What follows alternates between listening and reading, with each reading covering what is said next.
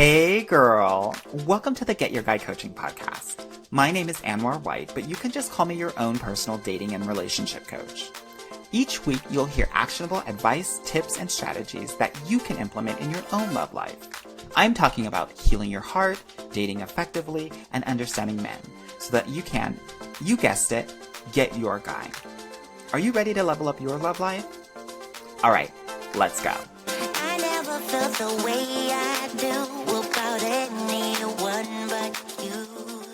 Hello, my loves. Thank you so much for joining me on the Get Your Guy Coaching podcast. I am so happy that you tuned in today to listen to me talk about my own love journey, which I'm not actually in the practice of doing, but I'm always teaching my loves, my clients to be vulnerable. And this is a way for me to also be vulnerable. I think it's important to be very open about your love life to the people that you love because they will support you when you're on a high and they will support you when you're on a low, and you will need that. This love journey goes in so many different directions, and support is paramount to success when it comes to love, dating, relationships, and men. So I'm going to be sharing with you a little bit about what love looked like for me and how I became partnered with 3 children living my best life. So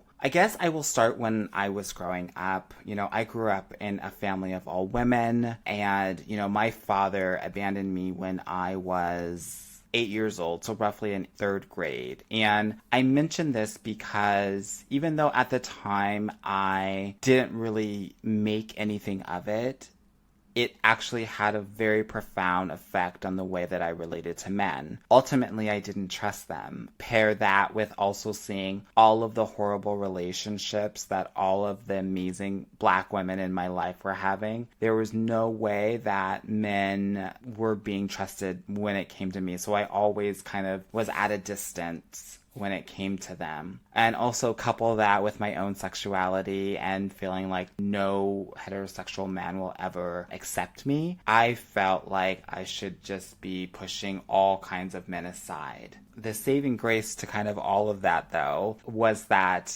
before my father left us, or I keep on saying he left us because we had to move away from him because he was abusive. And I share that because that's another reason why I wanted to create distance between me and men, because I felt like they were dangerous and unsafe. So before we parted ways, my father and I think he knew that I was gay and he wanted to toughen me up. So he always put me in 2 or 3 sports at one time, thinking that that would toughen me up. So I was playing baseball, I was playing basketball, I was playing tennis, I was playing all of these different sports all the time. And later on, what that did for me was, obviously it made me competitive and athletic, but it gave me a space and opportunity to be in close proximity with men, boys, and then men later on in my life, where I was able to learn how to interact with them, understand how they think, understand what they need, deserve, yearn for.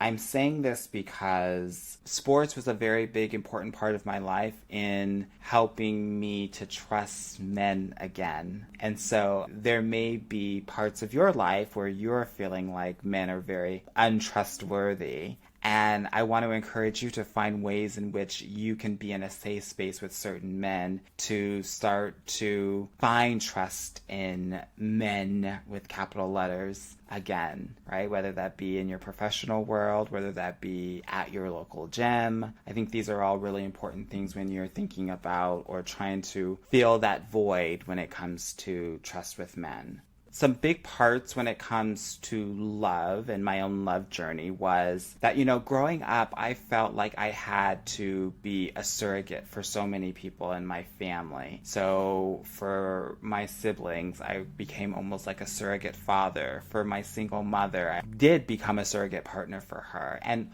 ultimately what that does is it ensures that I'm thinking about other people first and myself last. which in most cases, like 95% of cases, will actually hurt you, especially as it pertains to your love life. And so, growing up with that and that being the mainstay of how I connect and how I love, it was really hard for me to really create meaningful, deep relationships because I was always focused on the other person, that I never gave the other people a really good glimpse into who I was and who I am. So now I want to kind of fast forward to high school and college where, I went to a private boarding school for high school and nobody was checking for this low income, black, gay boy. So that part of my life was just completely shut off. Right? So I never got a chance to really explore who I was when it came to dating and love and relationships. And I'm pointing this out because I think that is often the case for a lot of women of color in high school and in college, especially if you attend PWI. And I have a past episode about finding love after a PWI. You shut that side of yourself off, and you also don't think of yourself as attractive or desirable, and that was exactly where I was as well, right? So I was not a sexual being, and like many other LGBT individuals, I needed to play catch up in my 20s, and I think that's the same for a lot of women of color as well. So, in high school, it was very competitive. In college, it was very competitive academically. So my focus was on getting the best grades. In college, I didn't really date at all. I went to Carnegie Mellon and I thought I was going to be an engineer because that's what my mom wanted me to be. But in reality, I just wanted to kind of do fashion.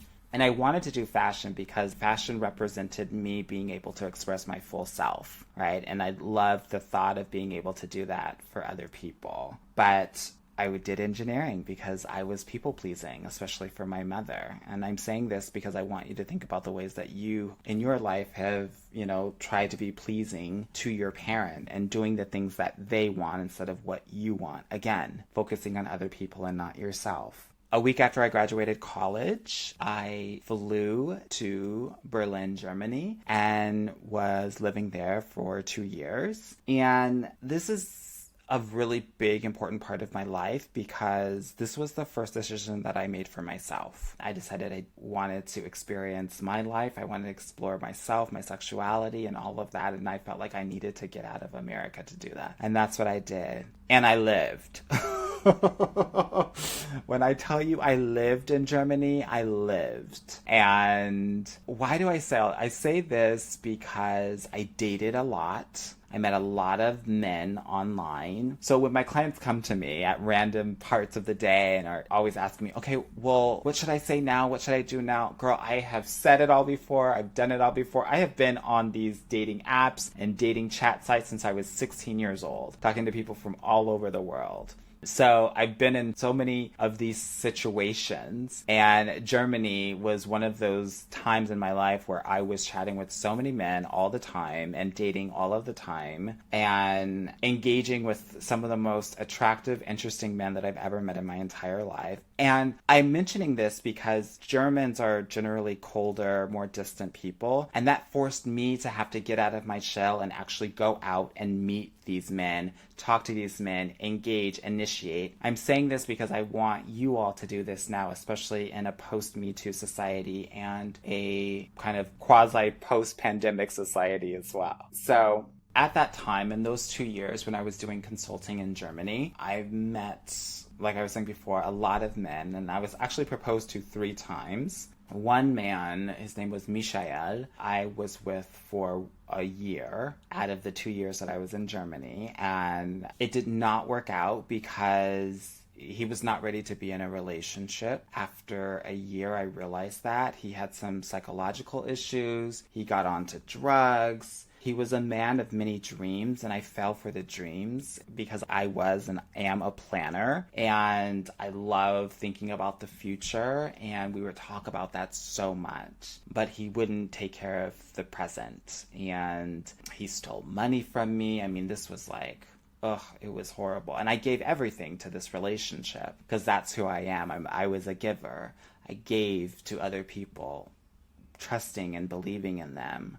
and he stole my money. Girl, I had nothing in an international country. I had to call my best friend to get my plane ticket home, at which point I then lived with my grandmother for a year, got an entry-level job at another consulting firm before I moved on and worked in tech in San Francisco. But when I tell you that situation broke any sort of potential love that I thought I could ever have, like after that, I just felt like I'm never going to meet anyone again. I'm never going to find someone that is going to actually love me. And so I just cut myself off from that entire aspect of my life. I just focused on the job situation again, working hard on the job and continuing to level up professionally. This was a time where I met a lot of amazing other gay men, and I had never really had a lot of friends in the gay community. I always just hung out with straight women. So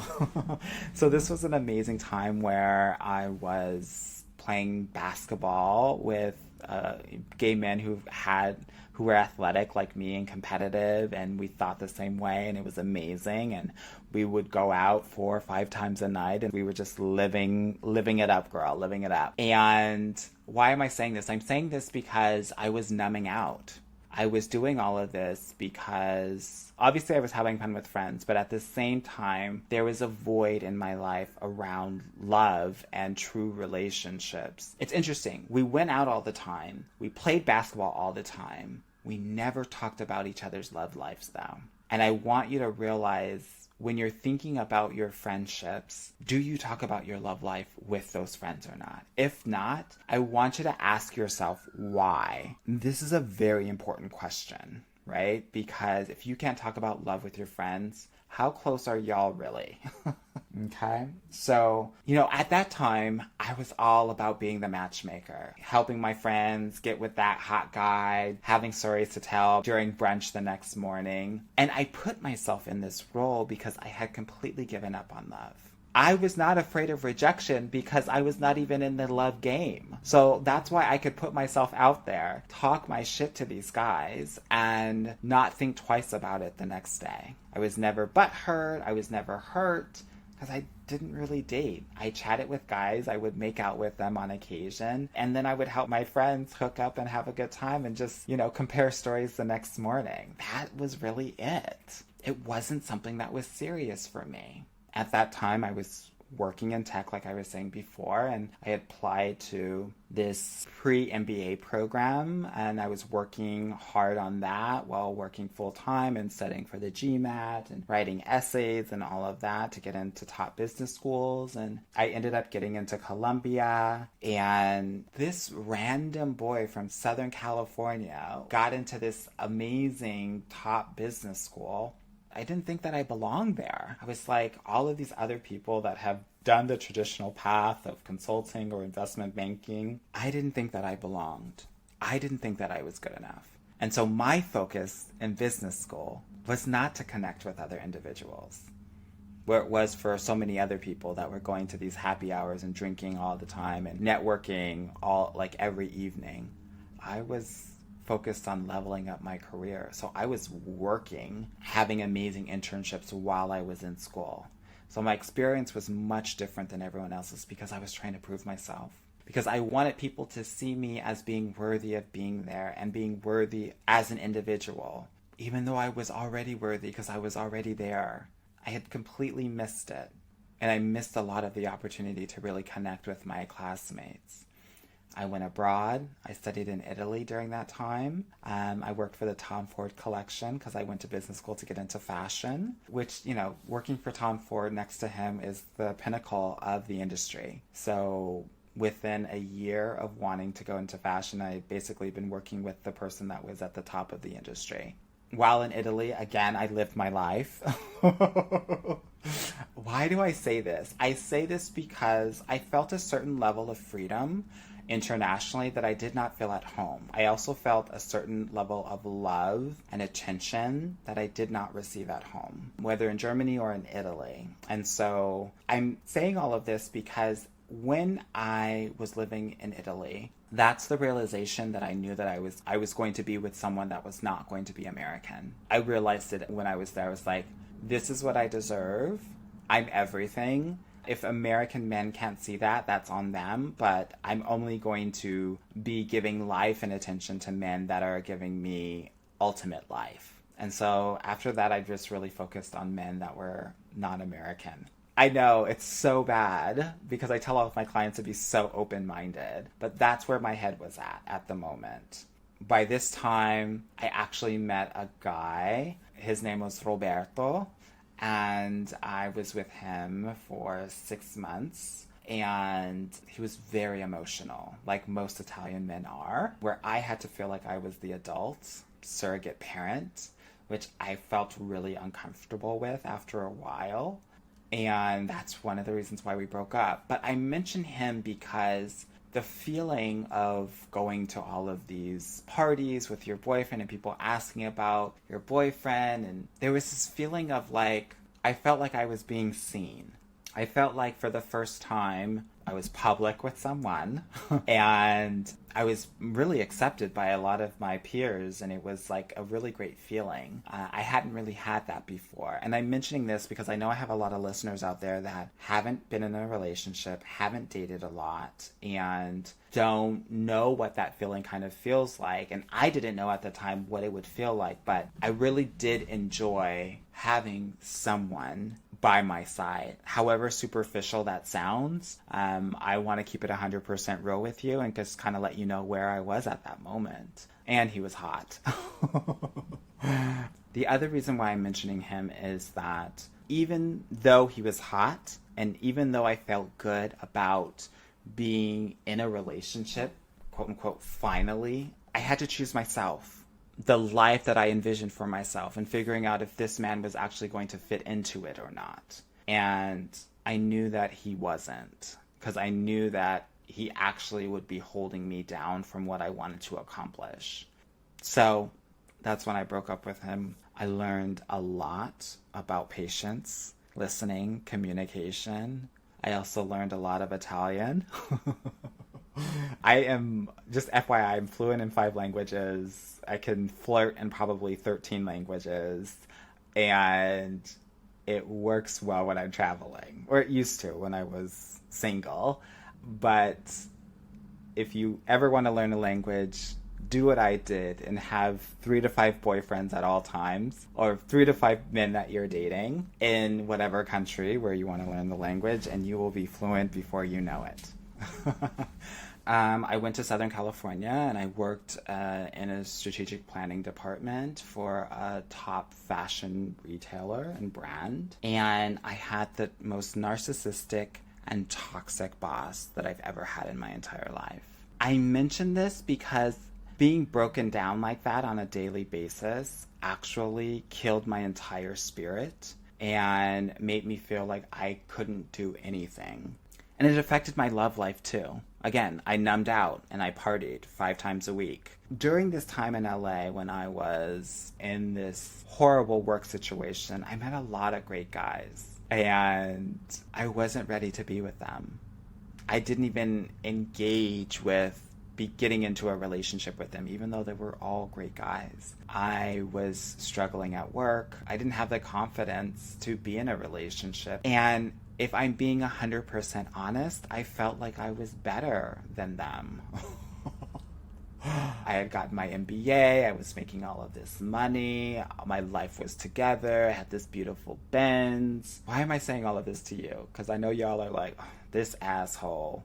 I'm saying this because I think that a lot of times in dating, we can feel that we're either better than other people or not as good as other people. And it is only until we accept that we are all equal that you can start to see some success in your dating and love life. I had to learn that the super hard way. I don't want you to. And then I just took a break. I was like, this work is too much. She's too much. I'm going to take a little bit of time off. And I went on short-term disability for a couple of months just to kind of get my head on right. And I'm mentioning this because it was the time that I needed to actually focus on myself. Meaning that I had to choose myself for once and really just take care of myself, which I really hadn't done ever when I think about it. Like journaling every day, meditating every day, working out every day, spending money on myself. I was the friend that was always paying for everyone's meals because I came to the realization that during this time when I was on short-term disability, that I was doing this because I felt like I had to do this for people to like me and to love me. And that if I didn't do this, they wouldn't love me, they wouldn't be around me. And that's when I decided that if they don't, that's fine. And I'm going to use this money for myself and the things that I want to do. And so I took a trip to Chicago, went to a basketball tournament there, and had the time of my life. And that's when I also moved back to San Francisco, where I met all of my amazing friends, because I was like, I choose love, in whatever form that looks like. It was during that time that I met my current partner, online, mind you. So I was completely disillusioned with these American guys in LA who, in my mind, were fake and everybody wanted to be a star. And I was like, okay, I'm just going to meet my guys internationally. So I started like setting my profile internationally to other places. So Barcelona, Berlin, Paris, London, Toronto, Montreal. I met my current partner online 10, 11 years ago. We were chatting every day. And then I was like, okay, let's get on the phone. And he didn't want to get on the phone. And for me, that was like a huge red flag. I was like, okay, I don't have time with this catfish situation. That's not my gig. So I just told him, it's not going to work for me. Best of luck. Have a good life. Right? Later did I know that the reason why he didn't want to get on the phone with me was because of his English, and that it wasn't as good as it needed to be understandable, and that he was using a translator when he was texting with me, but it was still kind of working out in terms of being able to understand each other. But I didn't know that at the time, so I just kind of kept it moving. I also got 2 dogs. And in that time, I got pets because I knew I had a lot of love to give and not people that I could trust to give it to.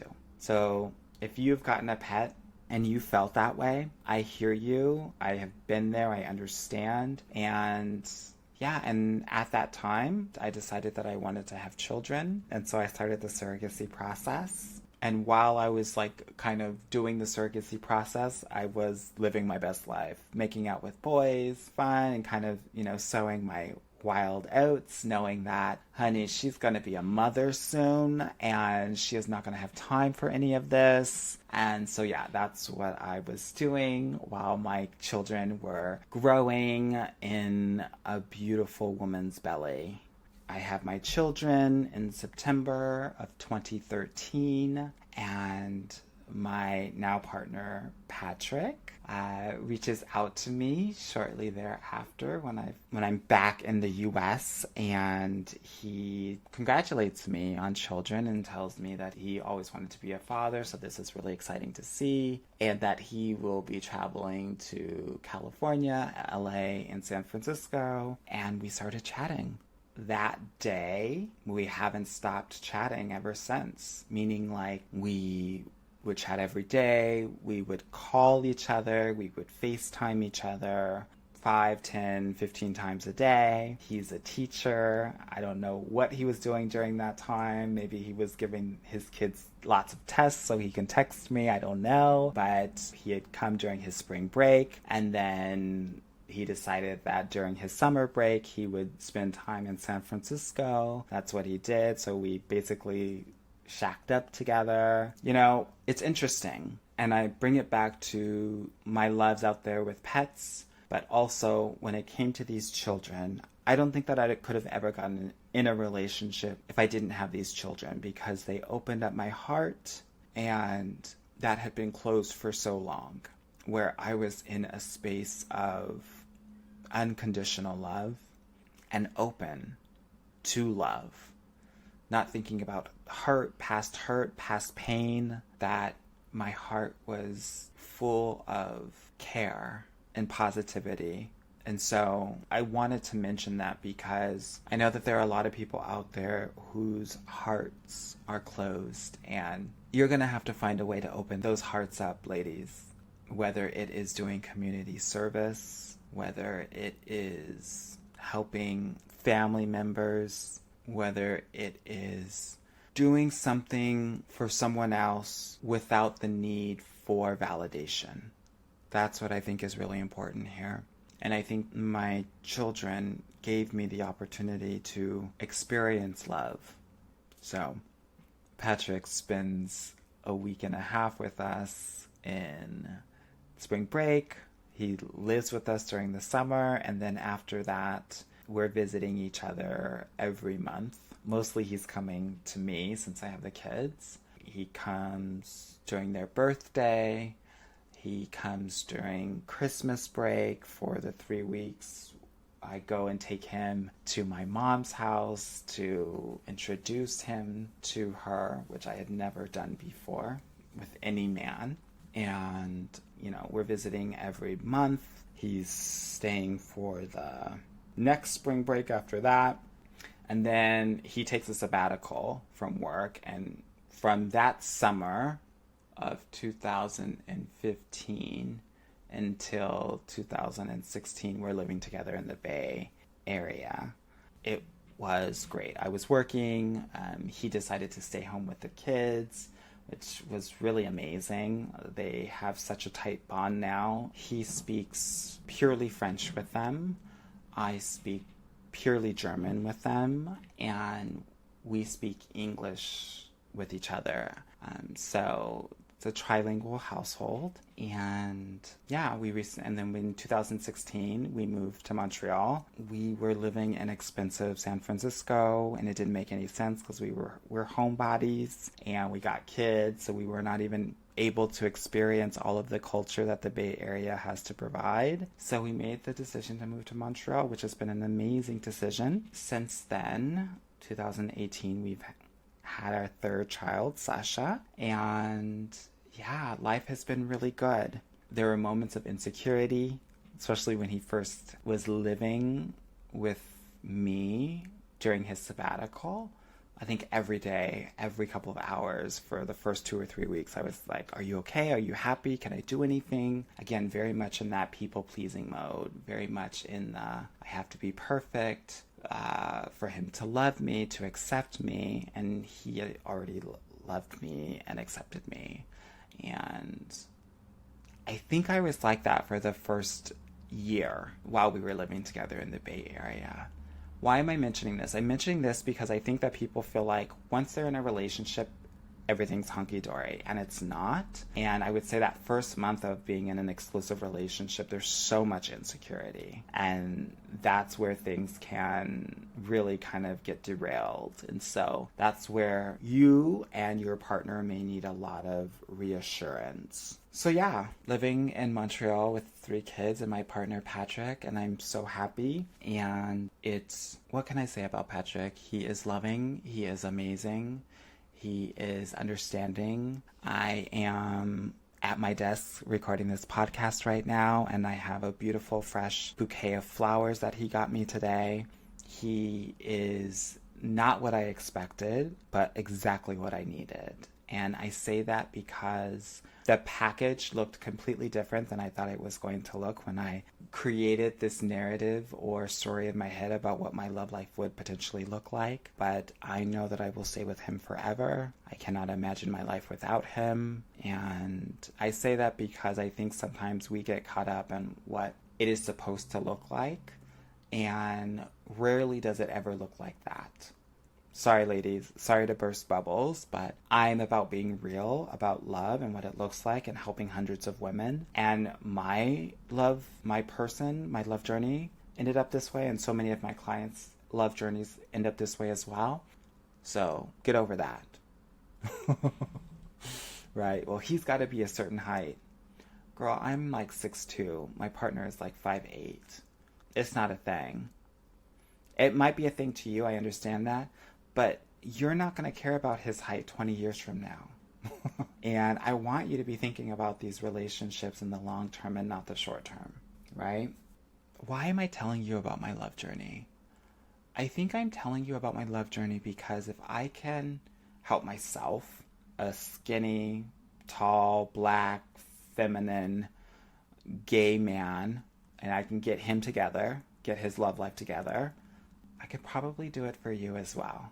So I've given you my love journey, and I want to challenge you to write down your love journey on a piece of paper or in your notes app or in Word. I want you to write out your love journey, how it's been up until this point. Secondly, I want you to write what you want it to look like in the future, right? Not being married to what you want it to look like in the future, but you have to have a vision to move toward. You can't just like wait for something to appear within thin air, right? I hope that you enjoyed this love journey of mine. It's been an interesting one that I would not change. And I hope that you get something out of it. I work with smart and successful women because I've been on that journey. I understand what it looks like, especially for women of color. And I know all of the trials and tribulations of what we go through being surrogate parents for our siblings, studying in a PWI, the microaggressions at work where you feel like you can't necessarily be your full self. And you're only giving parts of yourself to work, parts of yourself to your family, parts of yourself to your romantic life, right? I've had those moments where I didn't feel confident. I had moments where I didn't have great boundaries, or I settled for men because I wanted something, even if that thing wasn't fully serving me. And so I want you to know I've been there, I've lived it, and I'm here happy with my love life, and I want to encourage and inspire you so that you know that you can also achieve all of your love goals. I hope this inspires you. I hope you realize that your love life is not as much of a mess as anyone else's. Because girl, mine was as well. I hope for those women out there who haven't really dated a lot, haven't had a lot of experience, there's hope for you as well. Those women that have so much love to give, that have pets and dote on them, you can allocate that love to an amazing man. But you have to give yourself the opportunity to do so, and you have to open your heart to do so. Part of the work that I do with my clients is opening their heart and opening their mind. All right, I love you all so much, and I will chat with you soon. Bye. Hey girl. Thank you so much for listening to the Get Your Guy Coaching podcast. If you like this episode and want to talk with me personally, please book a free consultation at www.getyourguycoaching.com/apply or subscribe and leave me a review wherever you listen to your podcasts. Talk soon.